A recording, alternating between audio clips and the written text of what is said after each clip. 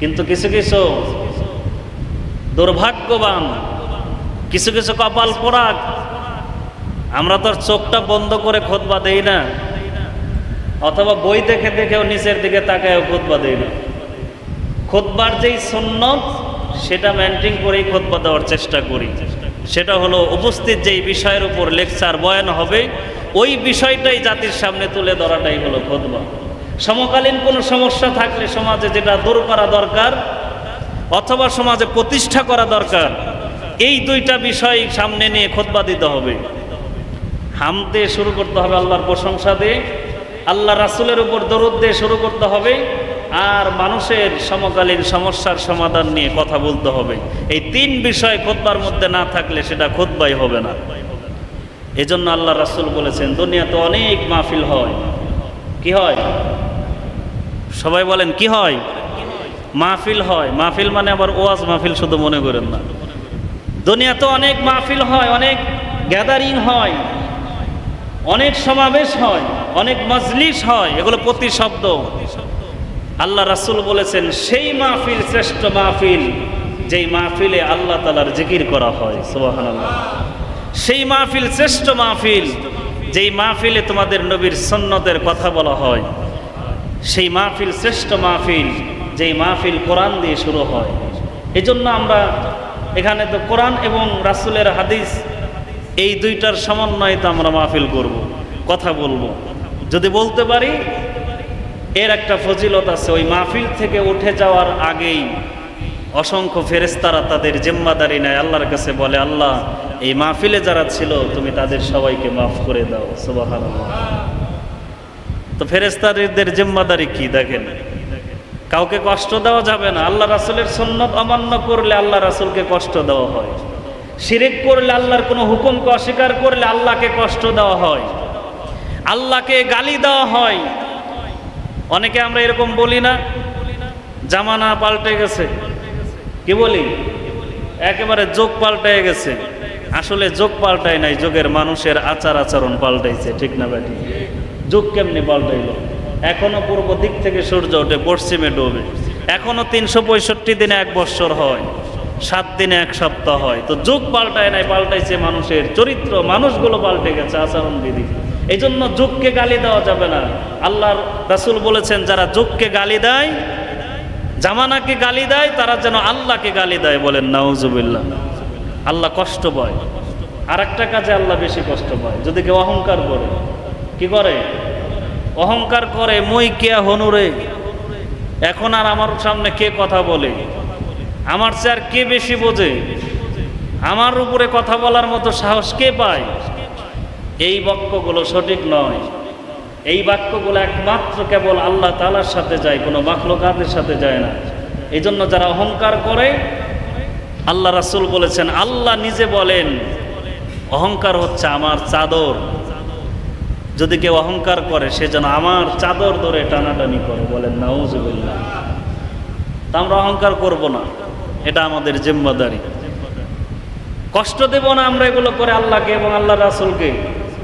তৃতীয় হলো ফেরেশতারা আমাদের সাথে সব সময় থাকে। কয়জন থাকে? হ্যাঁ, কয়জন যে থাকে আসলে 2 জন 3 জন 5 জন 10 জন না। এক হাদিসের মধ্যে আসছে যে 10 জন থাকে। 10 জন ফেরেশতা সর্বদা আমাদেরকে মানে কি আমাদের সেবায় নিয়োজিত থাকে। আর 2 জন না, 2 ধরনের ফেরেশতা আমাদের সাথে সব সময় থাকে। সেটার সংখ্যা কত হবে আল্লাহ পাক মালুম। কিরামান কাতিবিন ইয়ালামুনা মা লা তাফআলুন। আল্লাহ তাআলা বলেছেন তোমাদের সাথে সম্মানিত ফেরেশতা থাকে। এটারও আমরা আবার মনে করি কিরামান একজন, কাতিবিন একজন, নাকি? এটা অনেকেই মনে করে যে 2 জন ফেরেশতা থাকে, একজনের নাম কিরামান, একজনের নাম কাতিবিন। না, কিরামান কাতিবিন মানে হচ্ছে সম্মানিত লেখক ফেরেশতা। সম্মানিত লেখক ফেরেশতা, এর সংখ্যা কত আল্লাহই ভালো জানেন। আমার ভাইয়েরা, এই ফেরেশতাদেরকে যদি আমরা কষ্ট না দেই, কথাটা আমার এখানে, ফেরেশতাদেরকে আমরা যদি কষ্ট না দেই তবে ফেরেশতারা আমাদের প্রত্যেক আমলের ব্যাপারে আল্লাহর কাছে এক্সট্রা আমাদের জন্য মাগফিরাত কামনা করে। সুবহানাল্লাহ। অনেকে হাদিসটা শুনছেন না, কেউ যদি ফজরের পরে এরকম সূরা হাসরের শেষের 3 আয়াত পাঠ করে, নিজে আমল করে একাকী, তো 70,000 ফেরেশতা তার জন্য মাগফিরাতের দোয়া করতে থাকে। কোন পর্যন্ত? সন্ধ্যা পর্যন্ত, ফজর থেকে সন্ধ্যা। আবার যখন মাগরিবের পরে আপনি পড়লেন, আবার 70,000 ফেরেশতা আপনার জন্য সারা রাত ফজর পর্যন্ত এই দোয়া করতে থাকে। সুবহানাল্লাহ। ফেরেশতারা কি আপনি কোনো টাকা দিচ্ছেন? কোনো দায়িত্ব আপনার পক্ষ থেকে দেওয়া হয়েছে? আল্লাহ তাকে এই দায়িত্ব দেন নাই, কিন্তু বান্দার আমল সংরক্ষণ যেহেতু করেন তিনি, এবং তিনি আল্লাহর কাছে অন্য বান্দাদের তুলনায় এই বান্দার মর্যাদাকে বাড়ানোর জন্য আল্লাহর কাছে, আল্লাহর সামনে এই বান্দাকে তুলে ধরে। সুবহানাল্লাহ। এই ফেরেশতাকে কষ্ট দেওয়া যাবে না। ফেরেশতা নামাজ পড়লেন না এই জন্য কষ্ট পায় না, এটা কষ্ট পায় আল্লাহ তাআলা। সুন্নত মানলেন না, ফেরেশতা কষ্ট পায় না, এটা আল্লাহ রাসূল কষ্ট পায়। যখন আপনি দাড়িগুলো সেভ করেন, যখন আপনি আল্লাহ রাসূলের অনেকগুলো সুন্নত দেখে শুনে ছেড়ে দেন, আল্লাহ রাসূল কষ্ট পায়। তো ফেরেশতারা কিসে কষ্ট পায়? ফেরেশতারা কষ্ট পায় যখন আপনি দুর্গন্ধময় কোনো কিছু খাবার খান। অনেকে আছে না নাই, যাদের মুখ থেকে দুর্গন্ধ বের হয়, এই যে কিরামান কাতিবিন সম্মানিত ফেরেশতা যাদের সাথে থাকেন, কাদের সাথে থাকেন? সবার সাথেই থাকেন, নারী পুরুষ সবার সাথেই ফেরেশতারা থাকেন। কিন্তু যাদের মুখ থেকে দুর্গন্ধ আসে, তাদের কাছে এই ফেরেশতারা ভিড়তে পারে না, তাদের কষ্ট হয়, তাদের সাথে থাকা কষ্ট হয়। এখন আপনি যদি ফেরেশতাকে কষ্ট দেন, যে আপনার আমল সংরক্ষণ করতেছে, যে আপনার সেবায় নিয়োজিত আছে, সেই ফেরেশতাকে যদি কষ্ট দিয়ে তার কাছ থেকে কি আপনি এক্সট্রা মাগফিরাত কামনার দোয়া পাবেন? এই জন্য তাকে কষ্ট না দেওয়া। এই জন্যই যে কাঁচা পেঁয়াজ খেয়ে, ব্রাশ না করে, মুখ পরিষ্কার না করে নামাজে দাঁড়ানো নিষেধ, সেটাকে মাকরু বলা হয়েছে। নিষেধ, মাকরু শব্দের অর্থই হলো নিষিদ্ধ। মাকরু এরকম না যে জায়েজ না জায়েজ, এটা অপছন্দনীয় কাজ। যত ভালো মানুষ আপনি হন না কেন, কারো অপছন্দের কাজ করলে আপনি তার কাছে ভালো থাকতে পারবেন না। আপনি কিন্তু তার কোনো ক্ষতি করেন নাই, অনেক ভালো মানুষ আপনি, কিন্তু আপনার কিছু আদত আছে যেটা অন্যের কাছে পছন্দ হয় না, সেই কাজগুলো আপনি করেন, কিন্তু আপনি ভালো মানুষ, দেখবেন আপনি তার প্রিয় হতে পারবেন না, আপনি তার বন্ধু হতে পারবেন না। এই জন্য ফেরেশতাদেরকে কষ্ট দেওয়া যাবে না। অনেক মা ও বোনেরা কথা শোনেন, তাদের উদ্দেশ্যে হাদিসের মধ্যে আসছে, যখন কোনো মা ও বোনেরা তারা এরকম তাদের মাথার চুলগুলো বের করে রাখে, যারা মাথার চুলগুলো বের করে রাখে, ফেরেশতারা লজ্জা পায়, ফেরেশতারা কষ্ট পায়, ফেরেশতারা তাদের কাছে থাকতে চায় না। কিন্তু তারা আমল সংরক্ষণকারী, তাদের তো থাকতে হবে। এই জন্য কোনো মা বোনদেরকে, আমরা এখানে যারা আছি, আমাদের মা বোনদের স্ত্রীদের, আমাদের মেয়েদের মাথার চুল বের করে রাখতে দেব না। পারবো তো ইনশাল্লাহ? সেটা কি শুধু বলা হয়েছে রাস্তাঘাটে, অন্য পুরুষের সামনে? এরকম কোনো শর্ত শারায়েত নয়। এই যে কন্টিনিউ যে একজন এই একাধিক ফেরেশতা আমল সংরক্ষণ করতেছেন সাথে থেকে, ওই ফেরেশতাদেরকে কষ্ট না দেওয়ার উদ্দেশ্য হলেও নারী যখন তার ঘরে থাকবে তখনও তার মাথাটা যেন সে ঢেকে রাখে। পারবে তো ইনশাল্লাহ? আমরা বোঝাবো এটা।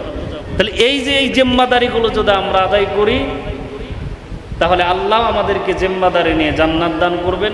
আল্লাহ রাসূলও জিম্মাদারি নিয়ে আমাদেরকে সুপারিশ করে জান্নাতে নিয়ে যাবেন। ফেরেশতারাও আমাদের প্রতি আমলে পদে পদে আমাদেরকে আল্লাহর কাছে জান্নাতের জন্য সুপারিশ করবেন। এখন বাকি আছে একটা সুপারিশকারী বস্তুর নাম, তার নাম হলো আল কোরআন। কি নাম? স্পষ্ট আল্লাহ রাসূল বলেছে, আল কোরআন হুজ্জাতুল লাকা ওয়া মা আলাইকা। এটা তো ছোট কোনো অংশ না। আল্লাহর ক্ষেত্রে শিরক না করা এবং কুফরি না করা মাত্র দুইটা বিষয়ের। রাসূলের ক্ষেত্রে রাসূলের যত সুন্নত আছে, সুন্নতের ক্ষেত্রে ফেরেশতাদেরকে আপনি ফেরেশতাদের সামনে যেই কাজগুলো 2-4টা কাজ, কিন্তু কোরআন আপনার আমার পক্ষে বিপক্ষে সাক্ষী দেবে, এটা 2টা 3টা 4টা কাজের জন্য নয়। সূরাতুল ফাতিহা থেকে নিয়ে সূরা নাস পর্যন্ত আল্লাহ তাআলা যেই 1000 মুহকামাত আয়াত কারিমা নাজিল করেছেন, আল্লাহ তাআলা যে ইতিহাসগুলো রচনা করেছেন, তুলে ধরেছেন, যেই বিষয়গুলো আল্লাহ সাবধান করে দিয়েছেন, আল্লাহর পছন্দ অপছন্দের বিবরণ দান করেছেন। আপনি পুরা কোরআন শরীফের সুপারিশ পেয়ে যদি আল্লাহর জান্নাতে যেতে চান, তাহলে আপনাকে সূরা ফাতিহা থেকে সূরা নাস পর্যন্ত পুরা কোরআনকে মানতে হবে। ঠিক না ভাই? ঠিক। একটা আয়াত ছেড়ে দিলেও কি ঈমান থাকে? অস্বীকার করলে থাকবে ঈমান? হ্যাঁ, কত ঈমানদারদের পরিচয়। তো একজন আলেমকে প্রশ্ন করা হয়েছে, যদি কাদিয়ানীরা যদি আল্লাহর রাসূল যেহেতু খাতামুন নবিয়্যিন এটা আল্লাহ কোরআনে বলেছেন, এই আয়াতকে অস্বীকার করার কারণে যদি তারা মুরতাদ হয়ে যায়, তাদের এই ঈমান যদি আল্লাহর কাছে গ্রহণযোগ্য না হয়, তাহলে যখন সেই আল্লাহ তাআলা আমাদের জন্য নিষেধ করেছেন সুদ খেতে পারবে না, ঘুষ খেতে পারবে না, জুলুম অন্যায় করতে পারবে না, মানুষের উপরে তুমি জুলুমভাবে বিচার করতে পারবে না, অন্যায়ের পক্ষে তুমি কথা বলতে পারবে না এবং সত্যবাদীদেরকে অপবাদ দিতে পারবে না, যখন মানুষ এই কাজগুলো যখন প্রতিনিয়ত করতে থাকে, তবে কি তারা আল্লাহর আয়াতকে অস্বীকার করে না? আপনারা কি বলেন, করে না? কথা বলেন, করে কি করে না? অবশ্যই তারা করে। কাউকে যখন আপনি তহমত দিলেন, অপবাদ দিলেন, ওই কাজটা সে করে নাই, আপনি ধারণা করেই বললেন তো বললেন, অন্যদের কাছে বললেন, বললেন তো বললেন, গীবতের মজলিসে বললেন, বললেন তো বললেন, সমালোচনার ঝড় তুলে দিলেন, কি লাভ হলো? না ওই ব্যক্তি নিয়ে সমালোচনা করে তাকে সংশোধন করে দিতে পারলেন, আর না আপনি এগুলো বলে বলে সমাজে কোনো উপকারী কাজ করতে পারলেন, বরং আপনার নিজের সময় নষ্ট করলেন। আপনি নিজে মৃত ভাইয়ের গোশত ভক্ষণকারীর মতো নিকৃষ্ট ব্যক্তিতে পরিণত হলেন, আর আপনার কারণে সমাজের 10টা মানুষ সে সত্যের ব্যাপারে মুখ ফিরিয়ে নিল। কথা কোন ঠিক না ঠিক? এগুলোর ব্যাপারে কে বলবে? এগুলো অস্বীকারী যারা এগুলো কন্টিনিউ করতেছে, সব সময় করতেছে, এদের ব্যাপারে কে সিদ্ধান্ত দেবে? এই জন্য আল্লাহ তাআলা আমাদেরকে এই জামাতের শামিল হওয়া থেকে আল্লাহ আমাদেরকে নিরাপদ দূরে রাখুন। বলেন আমিন। আমরা নিজেরা থাকার চেষ্টা করি, বলেন আমিন। কিছু মানুষ ধারণা পতই কথা বলে, আছেন এরকম, কি মানে নিজে যা বুঝছে সেটা আর কারো কাছে যাচাই করা দরকার মনে করলো না, সে বলে বেরোয়। এই জন্য আল্লাহ তাআলা আমাদের সবাইকে এই কথাগুলোর উপর আমল করার তৌফিক দান করুন। বলেন আমিন।